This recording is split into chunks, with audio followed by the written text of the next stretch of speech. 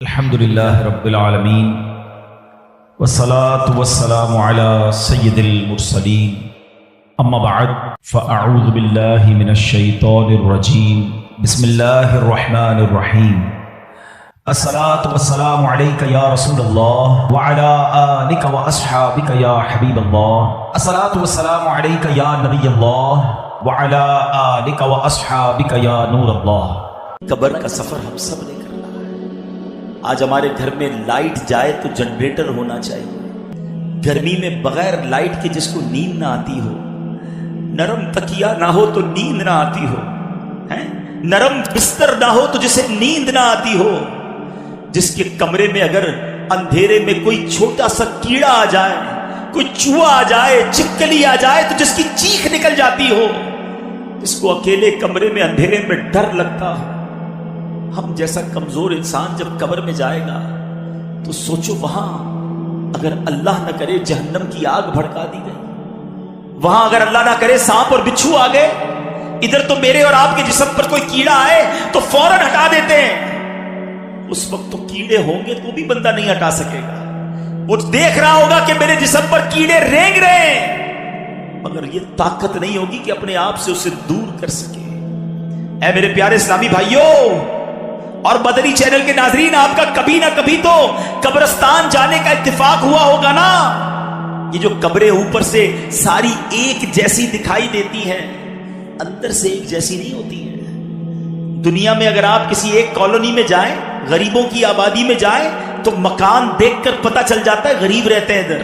امیر کے علاقے میں جائیں تو کوٹھیاں دیکھ کر سمجھ آ جاتا ہے کہ ان کوٹھیوں میں امیر اور سکون سے رہنے والے رہ رہے ہیں، مگر قبروں کو دیکھ کر پتہ نہیں چلتا۔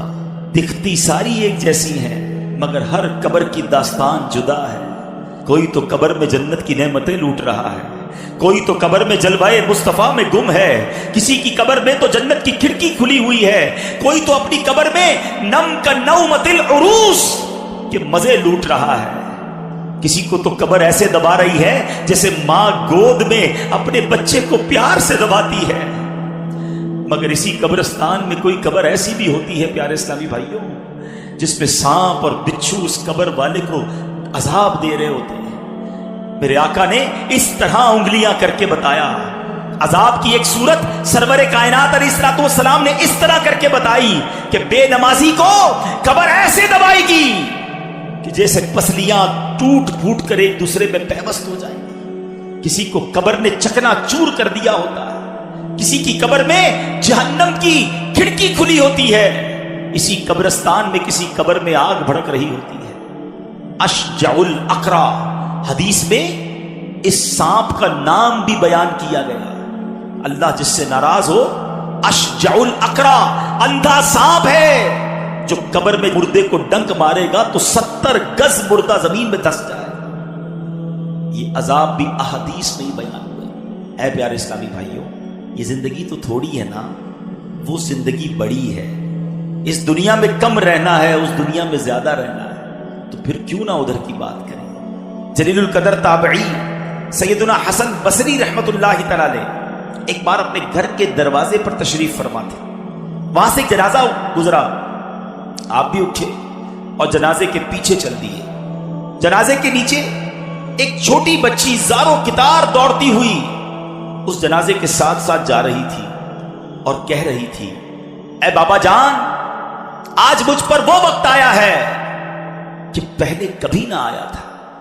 حضرت سیدنا حسن بصری رحمت اللہ تعالی علیہ نے جب یہ درد بھری آواز سنی تو آنکھیں اشکبار اور دل بے قرار ہو گیا۔ دستے شفقت اس یتیم بچی کے سر پر پھیرتے ہوئے آپ نے فرمایا، بیٹی تم پر نہیں، تمہارے مرحوم بابا جان پر وہ وقت آیا ہے جو آج سے پہلے ان پر کبھی نہ آیا تھا۔ دوسرے دن آپ نے دیکھا کہ وہی چھوٹی بچی آنسو بہاتی ہوئی قبرستان کی طرف جا رہی ہے۔ باپ سے بڑی محبت تھی، اس سے رہا نہیں جا رہا تھا، وہ قبرستان جا رہی ہے۔ سیدنا حسن بصری رحمت اللہ تعالی علیہ بھی حصول عبرت کے لیے اس بچی کے پیچھے پیچھے قبرستان کی طرف چل دیے۔ جب قبرستان پہنچ کر وہ چھوٹی بچی اپنے والد مرحوم کی قبر سے لپٹ گئی، حضرت سیدنا حسن بصری جھاڑیوں کے پیچھے بیٹھ گئے، چھپ گئے کہ دیکھوں یہ بچی کیا کہتی ہے۔ وہ چھوٹی بچی اپنے رخسار اپنے بابا جان کی قبر کی مٹی سے لگا کر کہتی ہے، اے بابا جان، آپ نے اندھیرے میں چراغ اور غم خار کے بغیر قبر کی پہلی رات کیسے گزاری؟ اے بابا جان، کل رات تو میں نے گھر میں آپ کے لیے چراغ جلایا تھا، آج رات قبر میں چراغ کس نے روشن کیا ہوگا؟ اے بابا جان، کل رات گھر کے اندر میں نے آپ کے لیے بچھونا بچھایا تھا، آج رات قبر میں بچھونا کس نے بچھایا ہوگا؟ اے بابا جان، کل میں نے آپ کے جسم پر چادر اڑائی تھی، آج رات آپ کو قبر میں کس نے چادر اڑائی؟ اے بابا جان، کل تو آپ کو جب بھوک لگی تھی تو میں نے آپ کو کھانا پیش کیا تھا، آج رات قبر میں جب آپ کو بھوک لگی تو کس نے کھانا دیا ہوگا؟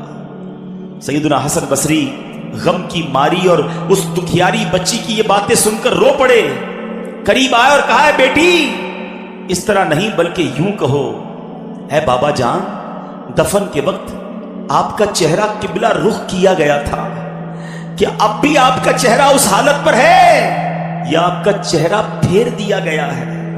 اے بابا جان، آپ کو صاف ستھرا کفن پہنایا گیا تھا۔ اے عاشقان رسول، ذرا اپنا سر جھکا کر آنکھیں بند کر کے اپنے بارے میں سوچو، جب ہم قبر میں جائیں گے تو ہمیں بھی ہمارے دوست قبر میں چہرہ تو قبلہ رو کر دیں گے نا، کفن تو صاف ستھرا پہنائیں گے، مگر اس کے بعد کیا ہو سکتا ہے؟ سیدنا حسن بصری کہتے ہیں، اپنے والد سے یہ پوچھو کہ بابا جان، کل تو آپ کو صاف ستھرا کفن پہنا کر دفنایا گیا تھا، کیا اب بھی وہ صاف ستھرا ہے؟ اے بابا جان، آپ کو قبر میں صحیح اور سالم بدن کے ساتھ رکھا گیا تھا، کیا اب بھی جسم سلامت ہے یا اسے کیڑوں نے کھا لیا ہے؟ اے بابا جان، علماء فرماتے ہیں قبر کی پہلی رات بندے سے ایمان کے بارے میں سوال کیا جائے گا تو کوئی جواب دے گا، کوئی مایوس رہے گا، آپ نے اس سوال کا درست جواب دیا یا آپ ناکام رہے ہیں۔ اے بابا جان، کل جب میں آپ کو پکارتی تھی تو آپ مجھے جواب دیتے تھے، آج میں کتنی بد نصیب ہوں کہ قبر کے سرانے کھڑی ہو کر پکار رہی ہوں، مگر مجھے آپ کے جواب کی آواز سنائی نہیں دیتی۔ اے بابا جان، آپ تو مجھ سے ایسے جدا ہوئے کہ قیامت تک دوبارہ نہیں مل سکتے۔ اے خدائے رحمان، قیامت کے میدان میں مجھے اپنے بابا جان کی ملاقات سے محروم نہ کرنا۔ سیدنا حسن بصری رحمت اللہ تعالی کی یہ باتیں سن کر وہ بچی عرض گزار ہوئی، اے میرے سردار، آپ کے نصیحت آموز کلمات نے مجھے خواب غفلت سے بیدار کر دیا ہے۔ اے پیارے اسلامی بھائیوں، بظاہر تو یہ ایک واقعہ ہے، مگر یہ میرے پیارے اسلامی بھائیوں، سیدی اعلیٰ حضرت امام اہل سنت قبر کی اسی رات کے بارے میں ہمیں سمجھا رہے ہیں۔ ارے یہ بھیڑیوں کا بن ہے، شام آ گئی سر پر، کہاں سویا ہے مسافر، ہائے کتنا لا ابالی ہے، اندھیرا گھر اکیلی جان، اندھیرا گھر اکیلی جان، دم گھٹتا دل اکتاتا، خدا کو یاد کر پیارے، وہ ساتھ آنے والے۔ دنیا سے جانے والوں کو یاد رکھنا چاہیے۔ آہستہ آہستہ یہ رسم بھی ختم ہوتی جا رہی ہے، بات بھی ہوتی کم ہوتی جا رہی ہے۔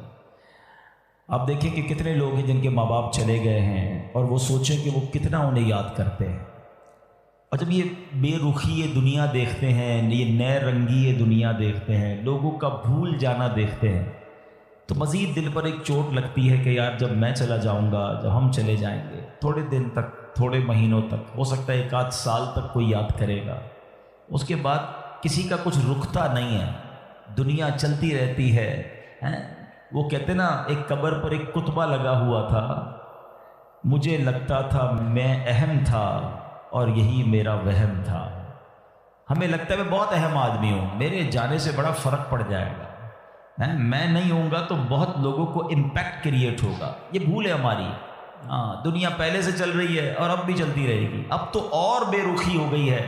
پہلے چلے لوگ ماں باپ کو، مرنے والوں کو بہت یاد کرتے تھے، جیسے جیسے دن گزرتے جا رہے ہیں لوگوں کے بس صرف گھر والے، چونکہ وہ بہت کلوز ہوتے ہیں، ان کو شاید یاد زیادہ رہتا ہے، باقی دوست احباب دنیا والے تھوڑے عرصے کے بعد سب کی اپنی زندگی ہے، سب کا اپنا معمول ہے، اور یہ ہم سب کو احساس دلاتا ہے کہ میں اور آپ بھی جائیں گے، اور پھر شاید دنیا میں یاد کرنے والا کوئی نہیں ہوگا، لیکن